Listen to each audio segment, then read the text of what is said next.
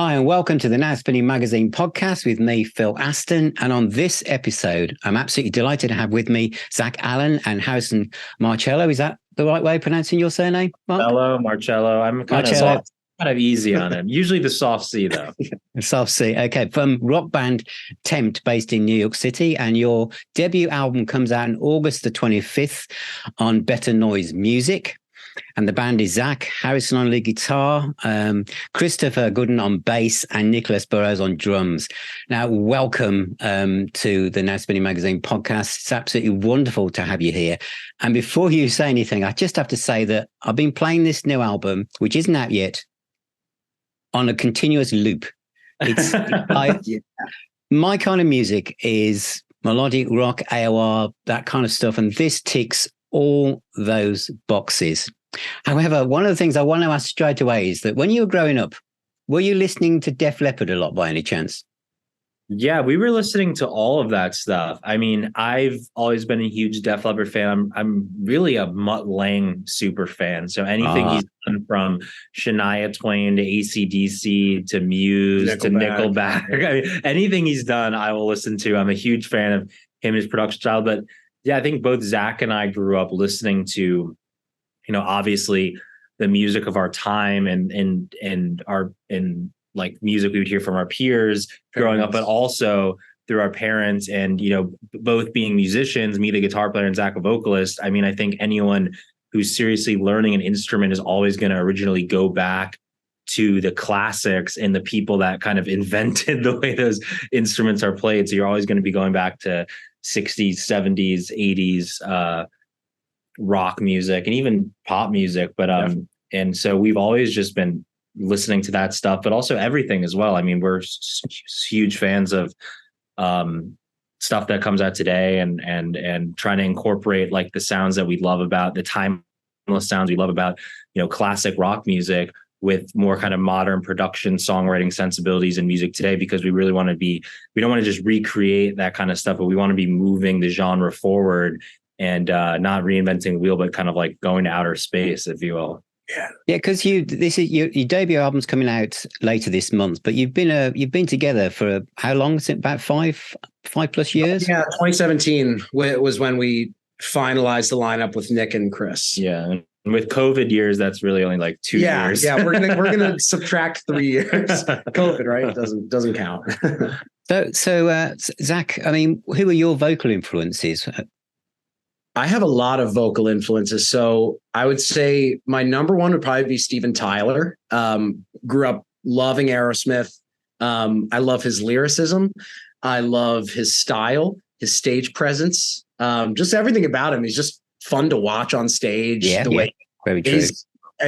He just has an electric energy about him, and I've always really been drawn to that. Other vocal heroes, I mean, Lou Gramm from Foreigner jumps out. Amazing voice, incredible. Some of the runs he does, I wish I could do. He's amazing. And then a bit of a different answer. Green Day was one of my favorite bands growing up. And even though it's different than, maybe how I sing, I love me some Billy Joe Armstrong, and I love his attitude when he's singing and everything about that band and their live shows. So that's kind of a weird mix of three, but there you go. No, that's really cool. And Harrison, your guitar style is wonderful because you play with such a lot of melody and a lot of control. You can obviously play really fast, but the way that you play within the songs, which I'm going to go through some of the album tracks soon, is really, really tasteful. And also the way you use the tremolo arm is really tasteful as well. I mean, who are the guitarists that you admire? Well, I'm a huge Alex Lifeson fan, and I think you can hear a lot of that on the record with a lot of the chord voicings I use and some chorus sounds. I've always loved his work with Rush, and I think he's a terribly underrated guitar player as being one of the great guitar players in terms of that type of rhythm playing. I mean, the stuff, the kind of finding interesting ways. Whenever I'm working on a song and writing guitar parts, I'm always trying to look for like, okay, there's only, so many notes on the scale and so many chords that you play on guitar. How can I make it in this song a little bit different? Can I add, a note that's usually not in the chord or some kind of cool tone? So he is a huge inspiration. for me in terms of that. I mean, other guitar players, on the shredding side is like, I've obviously loved like Yngwie Malmsteen. I love Jeff Beck. I have a huge number of guitar players, like Jakey Lee is a big influence. Randy Rhoads is probably my biggest influence in terms of playing the guitar, because he was my first real inspiration to be able to say, I want to do that. And to me, Randy, it kind of epitomizes what my philosophy with his guitars is. Like you said, Randy can obviously shred and play as fast as anyone can play, but he knows what a song needs in a guitar solo, how to elevate a song, how to deliver something melodic versus just shredding for the sake of shredding.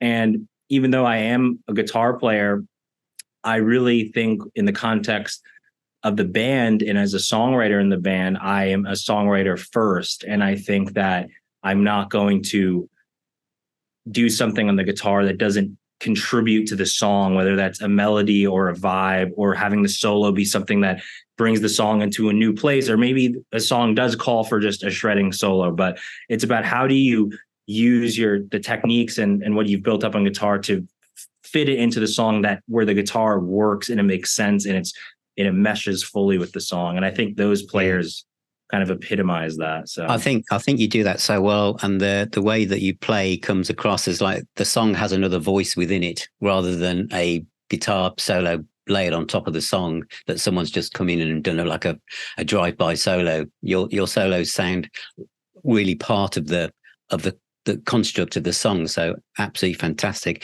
The other thing that I have to mention is the way this album sounds. I mean, it's immaculate. I mean, the production, is just outstanding. I mean, you work with, is it Chris Lord-Alge on this, who's worked with the Foo Fighters, Muse, and Harry Styles. How did you team up with him?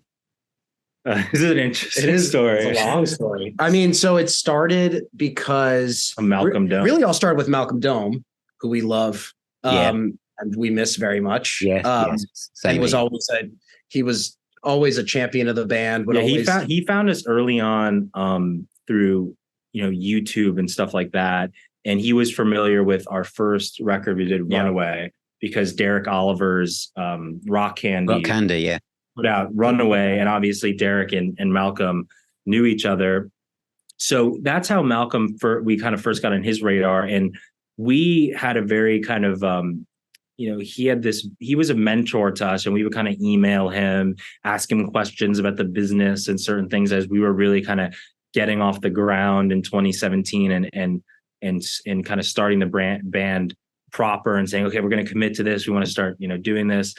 And it wasn't until which video? It was Living Dangerous. It was Living Dangerous. He saw a video of us playing our song Living Dangerous live at a venue in Jersey. And he freaked out. He loved it. He was like, oh my God, this is great. And he sent it out to Steve Strange. Yes. Another person that we miss dearly. Steve was our manager and was the one that connected us with CLA. He played it for Chris, and Chris Lord-Alge loved the tracks and said, here, let me have the band send me, 3 sessions that they want me to mix, and I'll do some demo test mixes for them, and we'll see how it works out. So, we're obviously kind of starstruck, because as someone who produces a lot of the music and works in Pro Tools, like I've spent my entire life watching Chris Lord-Alge tutorials and how to mix things and stuff. So then we send Chris, I send him 3 sessions, and we just get back these amazing mixes. I know we had just gotten off doing the Bon Jovi cruise. Yeah. And we were driving back. We had a day before we were coming back to New York, and we had the mixes, played it in my car, and we freaked out. No notes. Like, oh, let's look at that. It sounded so cool. And then, then Chris, he totally got what we were doing, totally saw the vision of the band. And he got on board as a manager as well. And then from there on, we just had this amazing, or we still have it, this amazing relationship with him as basically just an equal creative partner, where we finished the record with him. He did the mixing and sent it off to get mastered. And now we have this amazing record. and he's a wonderful collaborator too. Yeah. I mean, when he comes to town, like he'll come and meet us at our studio, and we'll listen to things and new stuff we're working on, anything. Yes. Yeah. He wants to hear new stuff. He wants to hear, obviously going through the album, we were going to him with that kind of stuff as well. But he always pushes us forward in a good way and always works with us and shares our vision. And that's what's so great about working with him, is that he has no ego about it at all. And, just if there's something we don't agree with that he says, then we might not agree with him, but we're always open to trying it. So he's been a wonderful collaborator. Has he helped at all with the arrangements, or is that pure, all the songs completely you? Does he? Yeah. So he helped with some of the arrangements.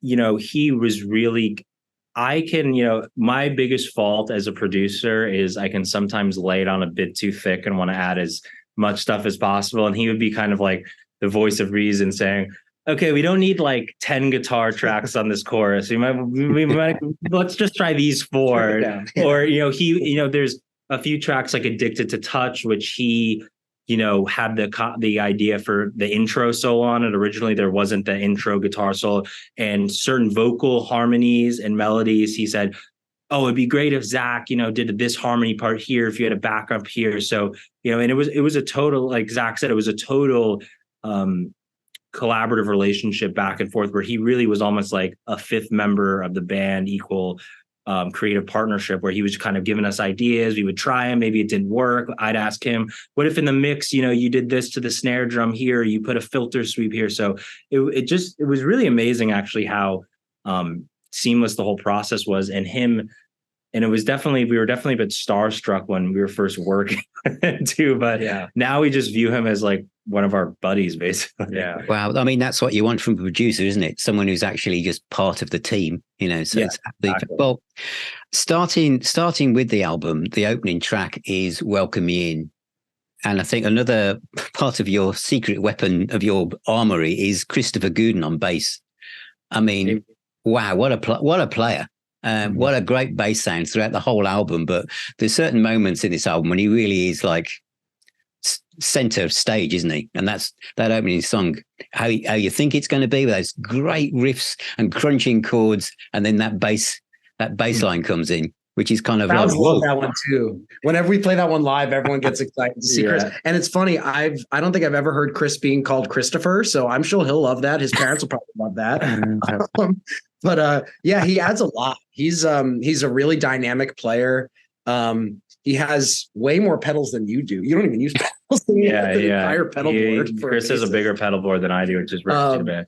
But that song too, I love that song, and I think it's a perfect opener for the album, because it really sets the tone of what we were trying to accomplish with this record, of where I really view the record and as this progression of kind of us, really discovering our sound. And you have you have a song like Welcome In, where it's this really, in my opinion, unique blend of kind of these R&B elements, these kind of dance elements with really hard rock guitars, but also same with the melodies. I mean, the actual chorus line is this very aggressive melody, but then leading up to that, the verses and the pre-chorus are these very kind of poppy, non-traditionally rock kind of melodies. And so to me, that song is kind of the perfect opener for the record, because it's a little microcosm of, I think, what we achieved on the record, which is bringing, songs like, which we'll talk about, like Camouflage or Living Dangerous, which are more kind of straight ahead rock. And then that mix of the pop and the R&B and more kind of modern elements, which you don't really hear in rock, which we love as listeners, everything from listening to Daft Punk or The Weeknd or Kanye West and stuff like that.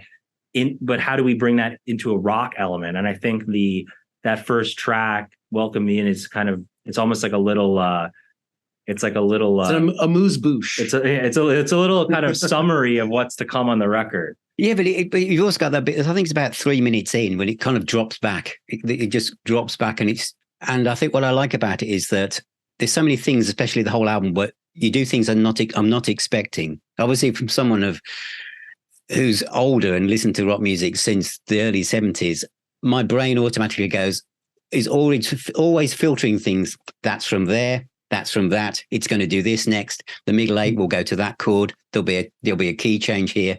Can't get that with this. It's just, it's great because it's like, it's fresh, it's new. And I love the other thing you were saying about the producer maybe taking things out is there's so much space in the sound stage between the instruments. Like the music really has a chance to breathe, and it really comes across in that first track. It really does. The next one is actually... Sorry, if I could just say something real quick on that. I think that's really important to us is, having that element of freshness. And what comes down to it really at the end of the day is that we all have the same vision for kind of what the music in the band should be.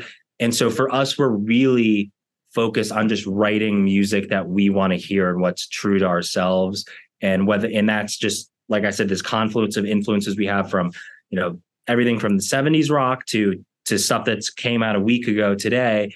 And I think that's what's really helped us is we have influences. There are obviously things you can hear in our music, just like with any artist, but we're really just trying to write, like, what do we wish rock music was doing today that we could listen to, and how can we just write that? And I think that helps a lot with that. And I think what you said about the Chris and the sound of the record is true too. It's like, how do you create these dynamic changes and give every song a little bit of a story, Yeah, like there's light and shade in it. It's not like a lot of rock music, a lot of metal songs. Everything's on one level.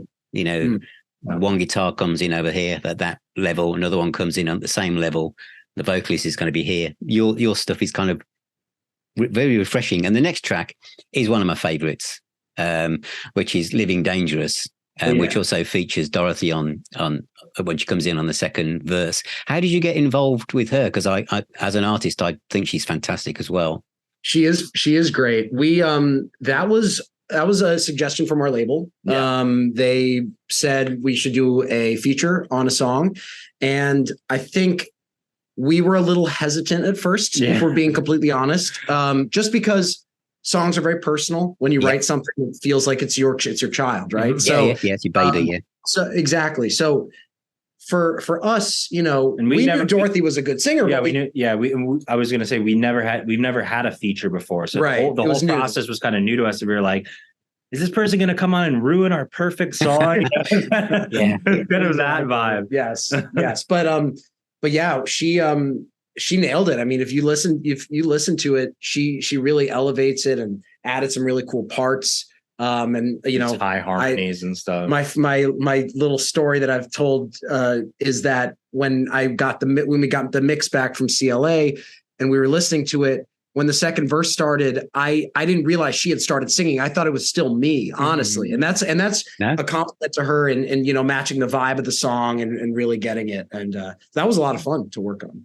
Yeah, because I mean the video is fantastic as well. And Harrison, the guitar solo in that track, it just nails it. It's just absolutely so melodic, and again, a really tasteful use of the tremolo arm is absolutely brilliant, because it was used in a film, wasn't it? Yes, correct. Retaliators. It was in the Retaliators soundtrack, which was a film done by our record label. They have a movie, Better Noise Films. Yeah, they have a movie kind of division that they do. So it was used in that film. Yeah, you could listen to Living Dangerous while like watching zombies get killed. what better way to spend a day, And the next one is Two Ways, which is a great a great bass and drum sound again on this one. Isn't it? Yeah, that's that song, just the verse of that song just really shines with when it comes in after the first intro, and it's just this pounding bass and kick drum. And to me that's a pretty much perfect song. And what's interesting is that my sister actually came up with the chorus melody and the lyric, which is wow. Victoria. She'll be on the album if you get a physical copy, which we have pre-orders now on our Bandcamp, the tempband.bandcamp.com. You'll see that it's all songs written by Tempt except Two Ways, written by Tempt and Victoria Gross. And this was actually at Oxford in England. I was visiting her. Oh, good for her. She was doing a semester there, and I said, check out this cool, song that we're working on, and it got to the chorus and she just came up with there's only two ways. I said, that's amazing, we're using that. Brilliant. And the next track is Burn Me Down, which is also a single and a very interesting video as well. It must have been quite hard to, well, from my perspective, to pick what tracks could be singles, because it would be easy to try and think which song couldn't be a single. They're all so strong. So what was it about this one you thought, I think that's going to be a good taster for the record? Well, first, thank you. The second thing is that we actually changed up what the singles were going to be. The initial run of singles were not what ended up being the singles now. And I think it's just a natural selection. Yeah, we wanted to change it because I think for the three singles, which were Living Dangerous, the first one, then we had Roses, which we'll talk about, then Burn Me Down, and then Golden Tongue is going to be our final singles. I think we wanted the singles to really reflect all the different aspects of the record. And I think those four really encapsulate, like, these are kind of the different sounds that are going to be on the record. On the record. And that's kind of the diversity of it. And, Alan Kovac, the CEO of our label, he did a listening with us right before it got mastered with his kind of last thoughts. And he said the same thing. He said, I don't know what the singles are. There's going to be there's 6 or 7 singles on this record. So. It's true. There is. And that's a great track. The next one is Hideaway, isn't it? Now, this was, I felt you were wearing your influences more on your sleeve on this one. Just from my perspective, this was like real high and dry period Def Leppard in the kind of riffage and the way it kind of comes out. It's a great track. Yeah, totally. I mean, I think Hideaway was, if I'm remembering correctly, the first song we wrote for the record. Yep. So like I said, the record really is, all the songs obviously stand together and are, I think part of this soundscape that we've built, which you've alluded to, but, it's also a personal kind of journey of our progression as a 4-man unit, writing these songs and discovering like, what's the direction we're going in with this band, and how are we going to, try to turn rock music on its head a little bit and do something fresh. And Hideaway is one of those tracks where it was like one of the first ones we wrote for the record. So it has that much more kind of straight ahead rock feel. But that is one of my favorite songs. And that was our late manager who we mentioned before, Steve Strange. That was his favorite song. He was obsessed with that song. Yeah, absolutely brilliant song. I mean, you mentioned that you obviously knew Derek Oliver, Malcolm, obviously from Rock Candy Records, and obviously that label has kind of like championed lost AOR and metal albums from the 80s, bands like Icon and all these kind of bands. But what's great about what you're doing is you are bringing it right into 2023. It doesn't sound, you bring in all the best bits. The best bits from your favorite meal, and then creating something that's got extra spices in it. No, I mean, I absolutely love it. There's a band called Coney Hatch. They have a track called and what the guitar sounds quite similar to the solo we do in that track. It's just brilliant. So it's a compliment. How you kind of create and construct those solos is really, really cool.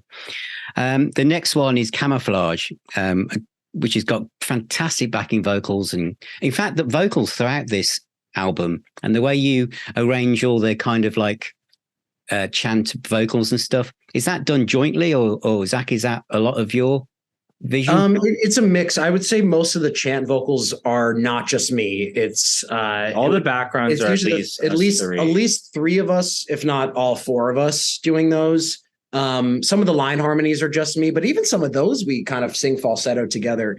Definitely for the bigger, beefier vocals, and then it's at least 3, and we do like a million tracks. And but then also, and harmonizing them is a combination too. Like sometimes, Zach will just like hear it and be like, okay, this is the harmony. And it's like, okay, that works. Sometimes it might be a little more difficult. Sometimes I'll get up the keyboard and be like, okay, here's the 3rd and the 6th. And do we like this? So it's a total kind of free flowing mishmash of different ways that we come up with the harmonies. But there's definitely a few times it's like, we'll do like 48 tracks of background vocals, massive, and we're listening back to it. I'm like, the harmonies aren't right here. Like, we got to redo them again. That's the worst.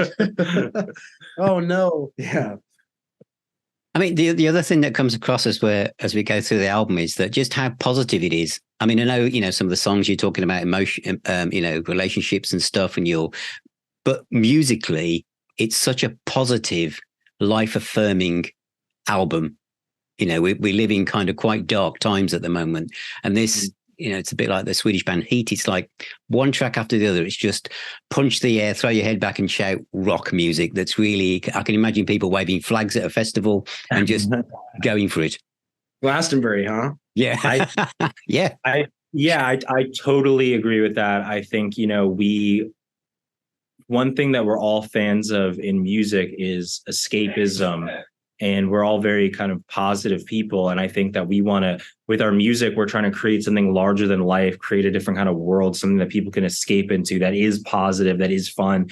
And that doesn't mean that, like you said, there might not be songs that have more kind of serious undertones or be more emotional or darker. But overall, our music is about fun. It's about excitement. It's about building kind of a world that people can get away to from their, day-to-day life. Because that's what I love about music. Like, I love working out and putting on an amazing track that's like motivates me and gets me excited about life or whatever. So I think that's where we really are. And that doesn't mean that it can't, music that's like that cannot be serious, but it's at the same time, like, we want our music to be infectious and give people, drive and for them to have fun and everything. It's a good running record. Like, if you like running, I think it's a good running record. Yeah, I imagine it's a good driving record as well. Yes, that too. Yeah, trying to stay within the speed limit may be a problem, but it's a very good driving record. The next one, Golden Tongue, is another one of my favorites, and this has another great bass groove on it from Chris. It's really, really good, and the vocals are impeccable. Great chorus, just fantastic song. It's my favorite too on the record. I think it's all of our favorites because that to me is like the pinnacle of the record in terms of the sound that we've come to and accomplished of this.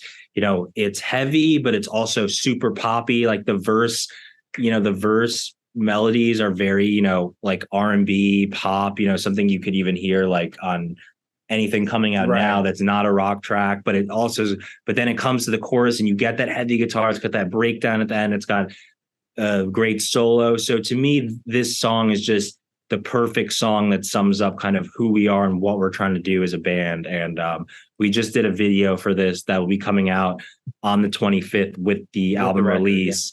And the video is pretty spectacular. We're very excited about the video. Yeah, it's really sick. I think it's easily the best video we've ever done. So. We're so hyped on it. And the other thing is, correct me if I'm wrong, but isn't one of your guitars in drop A in Golden Tongue? Yes. Yeah. So it might be our heaviest song too, while also being maybe our poppiest. Yeah, heaviest and poppiest at the same time. It has. I'd put in my notes. I'd put like funk, pop, rock, pop. It's got everything in it. But it works, which is great. It works. It doesn't feel like it's disjointed. There's even in the after the solo in the breakdown part, Zach has the auto tune on his voice. Oh yeah, it's a whole. My favorite part, easy for me. And the next one is sneaking around, which is again another fantastic arrangement. Wonderful song, and again the production is just makes it.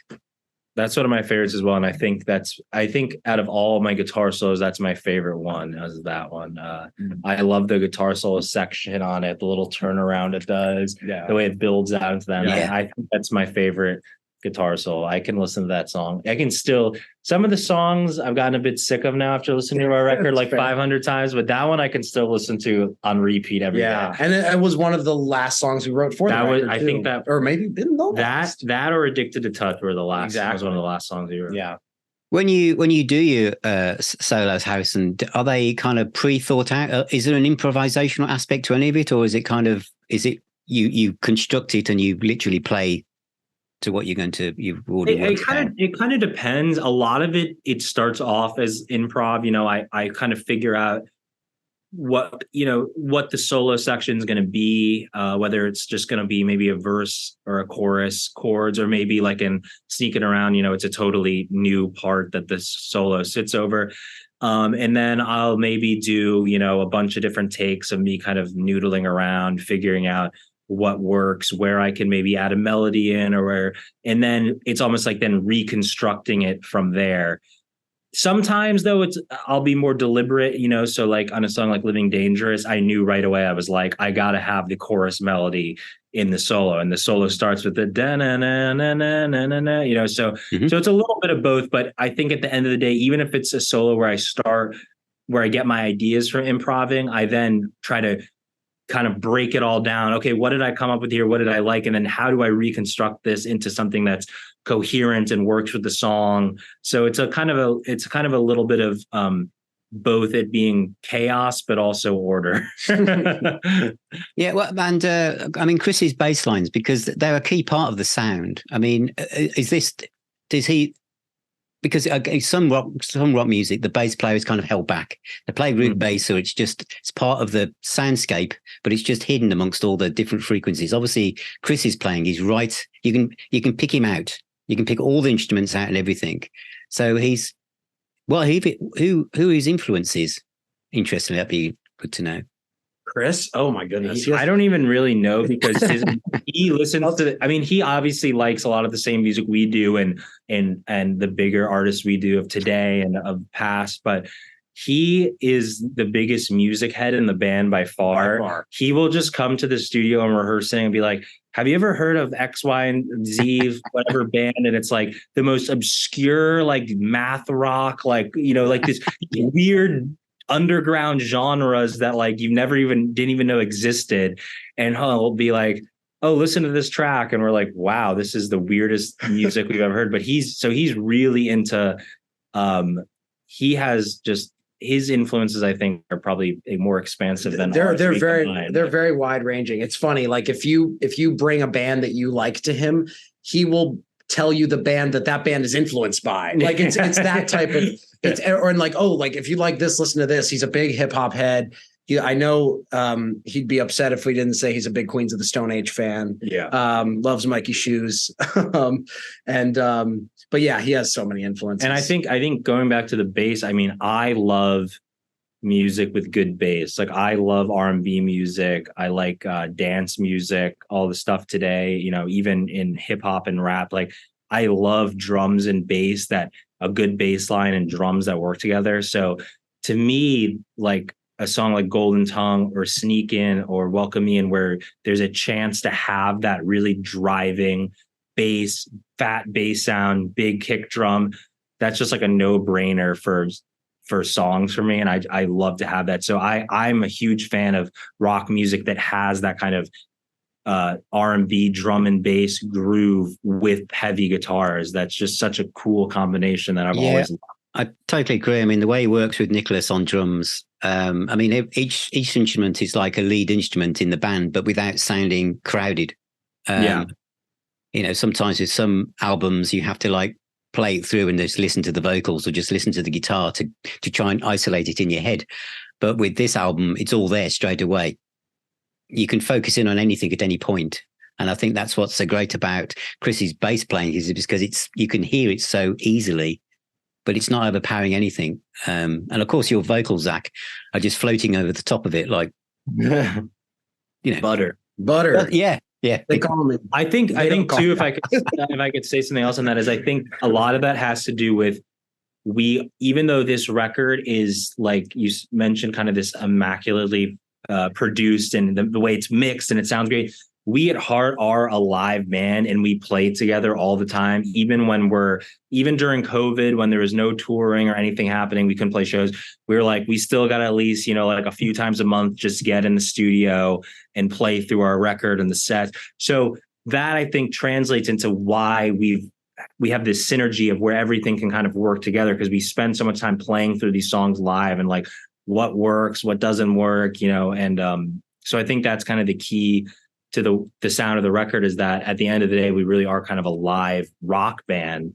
So even strip away all the cool, fun bells and whistles of the production stuff, there still is that kind of core element of what we sound like. Yeah, I totally. It doesn't sound, I'm saying that, it doesn't sound overproduced at any point. And the next track, Roses, which is also a video and a single, has got that lovely staccato riffing going on, a great chorus. And I imagine this, you're talking about being a live act, I imagine this will be absolutely fantastic live song.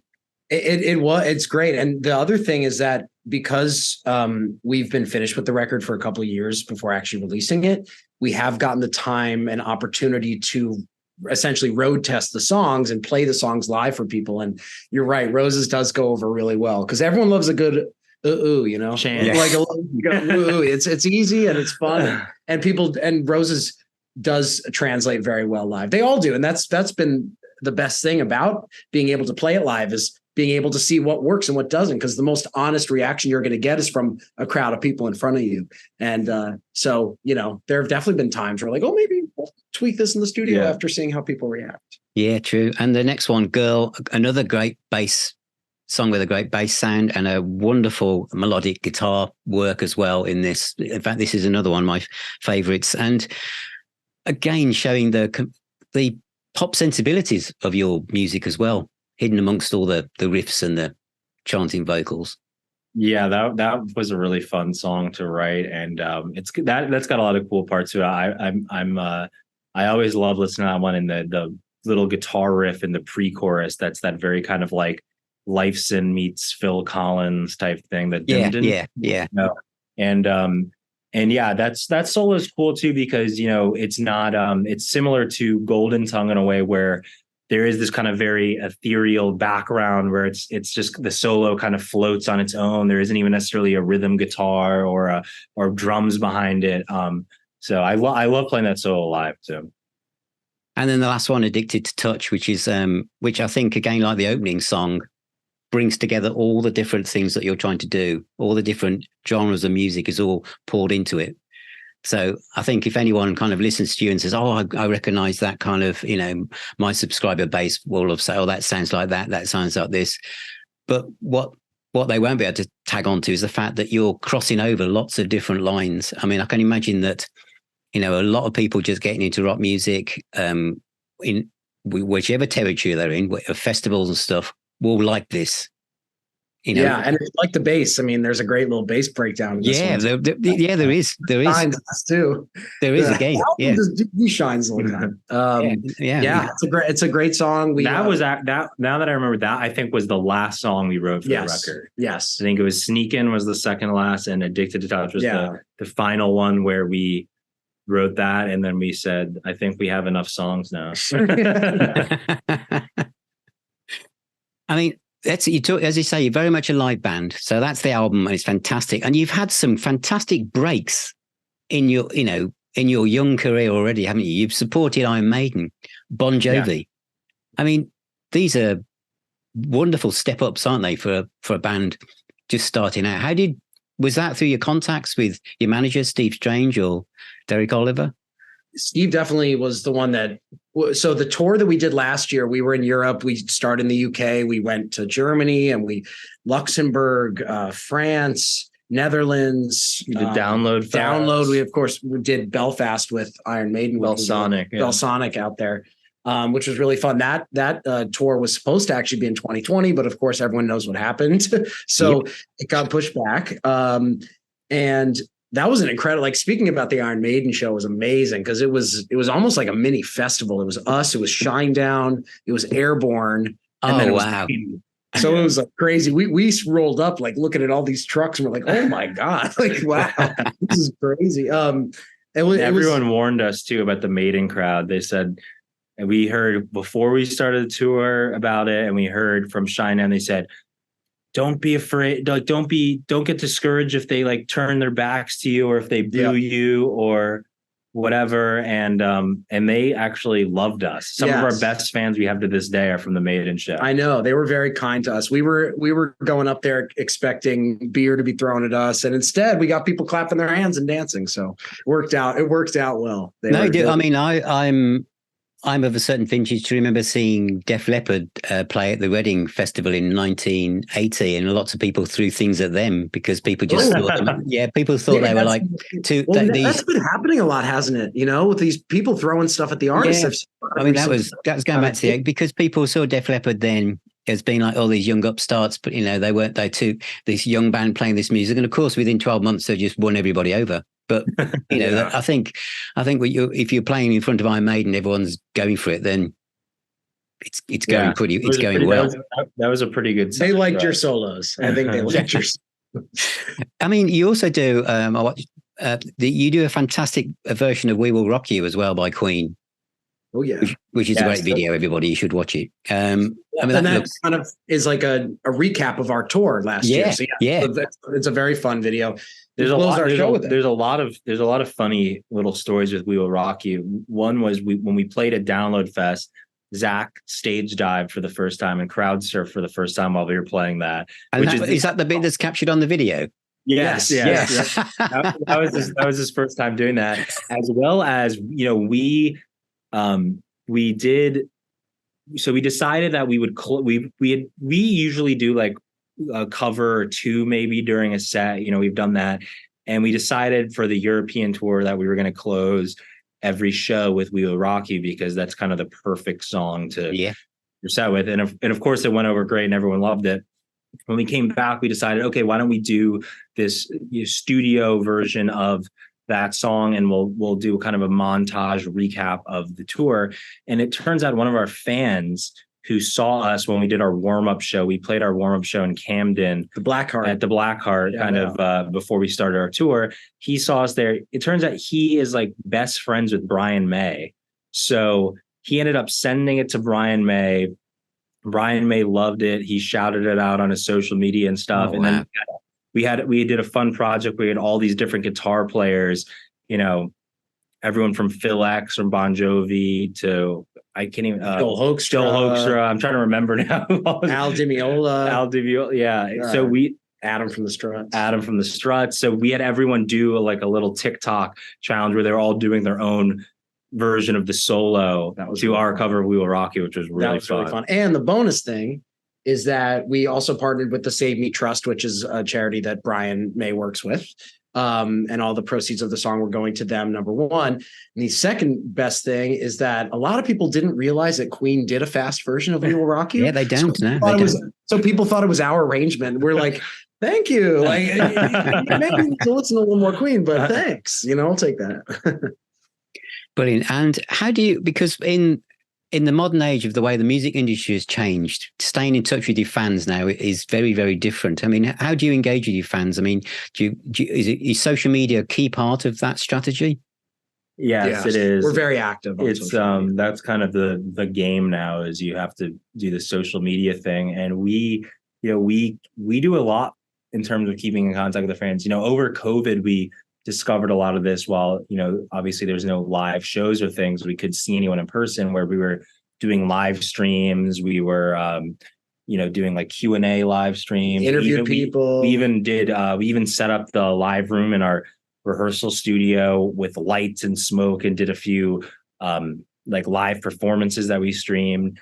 And then now I think, we've really been focused on the singles, the music videos, and getting this album out, and then touring now next. And that's kind of been the big payoff for us, because for a while our fans were like, when is the album coming out? So it's nice to finally have that to deliver to them, and seeing the reaction to the single. They've been very patient. I have to give them so much credit, because for a long time we were like, it's coming soon. And now we have an actual date, and they've been very patient. And is the album going to be available on CD and vinyl? So not vinyl as of now, but yes, CD. We actually have we have a limited run of all signed CDs that are on our Bandcamp, which is temptband.bandcamp.com. Mm-hmm. So definitely, if you're interested and you like what you've been hearing, go pre-order those. We'll be getting them soon, and we'll be signing all them and then shipping them out. Personalized if you want, signing them.